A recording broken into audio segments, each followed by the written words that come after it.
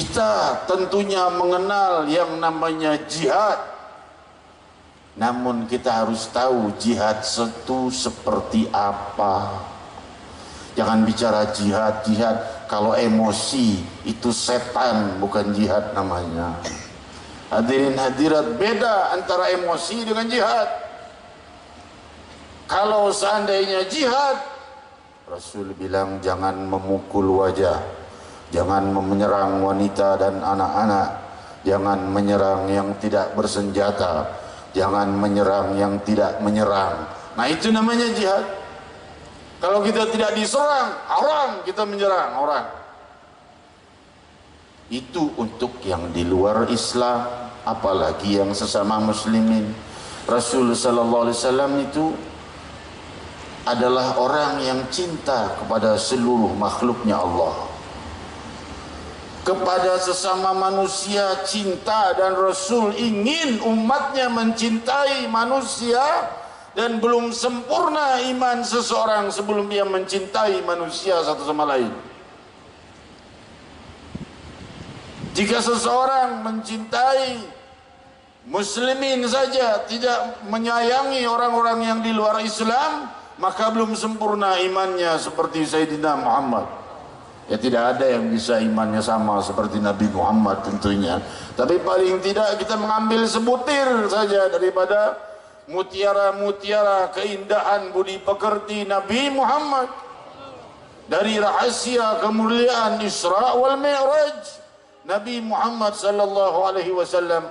Hadirin hadirat, siapa yang paling ingin orang non muslim masuk Islam? Siapa? Tentunya Rasul sallallahu alaihi wasallam. Tetapi Rasul justru lemah lembut pada orang-orang yang non muslim itu. Seorang Yahudi pemuda datang ke rumah Rasul, bilang mau tinggal di rumah Rasul. Kalau orang-orang zaman sekarang mungkin, mau ngapain kamu non muslim, najis, masuk rumah saya sana pergi. Enggak begitu akhlak budi Sayyidina Muhammad. Yahudi diterima oleh Rasul. Tinggal di rumah Nabi, makan sepiring dengan tangan Muhammad Rasulullah, jari-jarinya bersentuhan dengan jari-jari Nabi, minum segelas dengan sang Nabi, tinggal sehari, 2 hari, 3 hari, berhari-hari tidak diusir oleh Nabi dan terus disambut sebagai tamu, sampai pemuda itu pulang.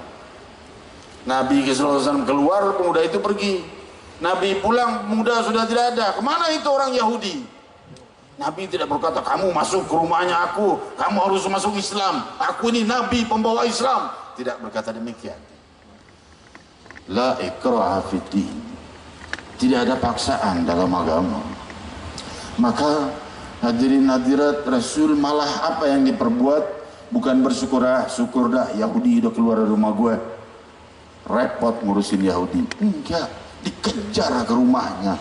Barangkali ada salah di rumahnya, atau kurang jamuan, atau apa, datang ke rumahnya. Didatangi, ternyata sakit dan sakaratul maut.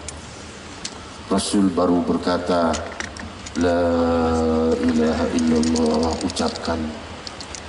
Anaknya melirik bapaknya, diizinkan apa tidak nih mengucapkan la ilaha illallah. Bapaknya Yahudi juga. Bapaknya tidak tega melihat budi pekerti Nabi yang begitu indah. Bapaknya berkata, ati Abul Qasim, taati Abul Qasim, taati. Bapaknya tidak masuk Islam, tapi ngelihat budi pekerti kepada anaknya dan jasa besar, anaknya udah tinggal di rumah Nabi, ya udah taati aja Abul Qasim. Maka ia mengucap la ilaha illallah Muhammad Rasulullah. Inilah akhlak Sayyidina Muhammad. Islam akan berkembang luas dengan kelembutan, bukan dengan kekerasan. Kekerasan hanya akan menghancurkan Islam dan agama kita sendiri dan diri kita sendiri. Maka oleh sebab itu, kelemah lembutan itu perlu. Budi pekerti itu senjata terkuat untuk mencapai kemenangan dan keberhasilan di dalam dakwah kita. Oleh sebab itu juga layak kita pahami kita sebagai rakyat, antara ulama dan umara layak bersatu. Untuk apa?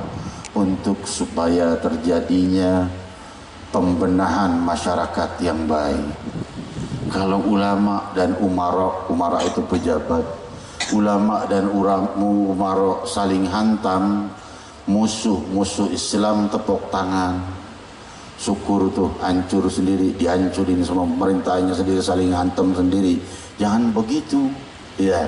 Kalau umara kita punya kesalahan, maka coba ajukan kepada gurumu, gurumu kepada gurunya, sampai kepada guru-gurunya yang punya hubungan dengan orang-orang yang para pejabat itu, untuk menyampaikan bahwa hal ini salah, hal ini salah dengan baik. Itulah akhlak Sayyidina Muhammad. Demi Allah, jika beliau hidup, itu yang akan beliau perbuat.